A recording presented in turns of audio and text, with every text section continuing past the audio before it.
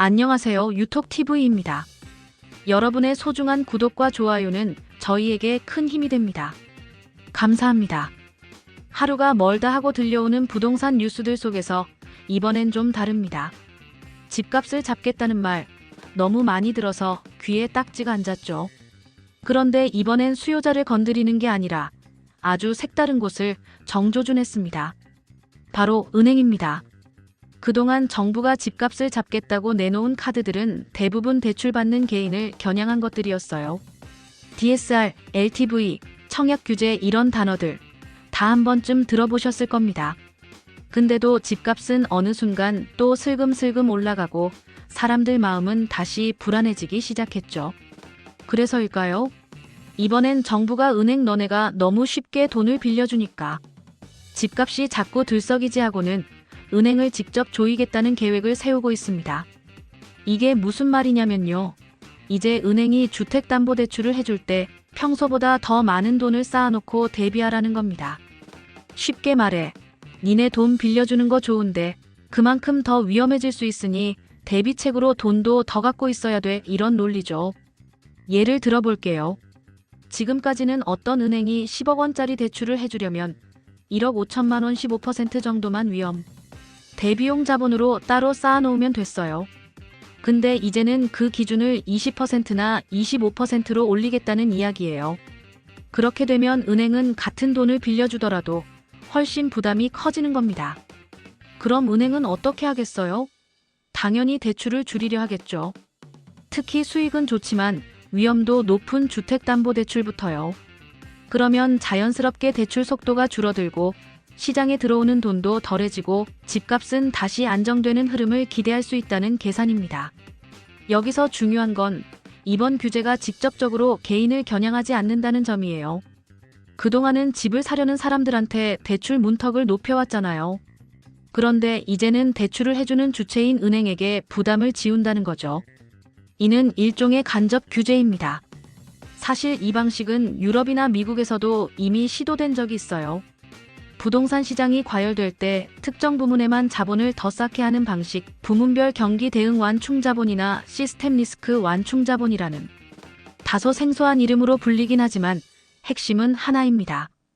부동산 시장이 위험하면 은행 너희도 가만히 있지 마라. 뭔가 책임져라. 그리고 그 배경엔 이런 고민이 깔려 있겠죠. 요즘처럼 경제는 안 좋은데 집값만 오르는 기현상이 벌어지면 이게 결국엔 금융 시스템 전체를 흔들 수 있다는 거예요. 집값이 고점에서 꺾이고 대출은 많고 갚을 능력은 줄어들고 그렇게 되면 은행도 위험해질 수 있거든요. 그러니 미리 방파제를 만들어 놓겠다는 의도도 담겨 있습니다. 물론 은행 입장에선 반발이 있을 수밖에 없습니다. 주택담보대출은 수익성이 높거든요. 그런데 정부가 그걸 줄이라니 웃을 수가 없겠죠. 특히 요즘처럼 기업 대출은 위험하고 부실이 많다 보니 오히려 주담대 쪽에 더 힘을 쏟고 있던 은행들 입장에선 이건 마치 돈 잘 버는 부문을 손대라는 식으로 들릴 수도 있습니다. 하지만 정부는 그만큼 강한 신호를 보내려는 것 같아요. 우린 이제 정말 집값을 억제할 생각이다. 그것도 수요자 말고 공급자, 시스템, 돈이 흐르는 구조 자체를 손보겠다는 의지죠. 이쯤 되면 우리 같은 일반 사람들은 한 가지 궁금해질 수밖에 없습니다. 그럼 앞으로 대출받기 더 어려워지는 걸까? 솔직히 그럴 가능성이 높습니다. 왜냐하면 은행이 자본을 더 쌓아야 한다면 결국 대출을 더 선별적으로 해줄 수밖에 없고 기준도 까다로워질 수밖에 없어요. 그래서 앞으로는 조건이 좋은 사람 아니면 대출이 쉽지 않을 수도 있다는 전망이 조심스럽게 나옵니다. 여기서 우리가 생각해봐야 할 건 정말 이런 방식이 집값을 잡을 수 있을까? 라는 점이에요.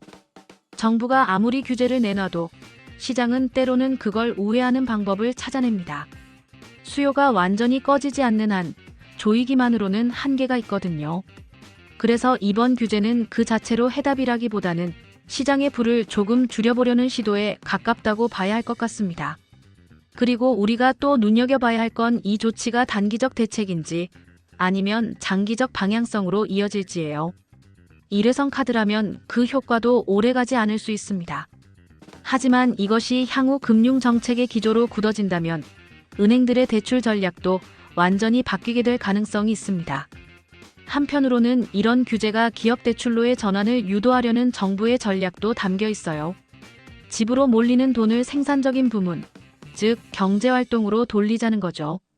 이건 꽤 의미 있는 방향이긴 합니다. 문제는 그만큼 기업 쪽 대출이 안전하고 수익성도 있다는 전제가 있어야 한다는 거죠.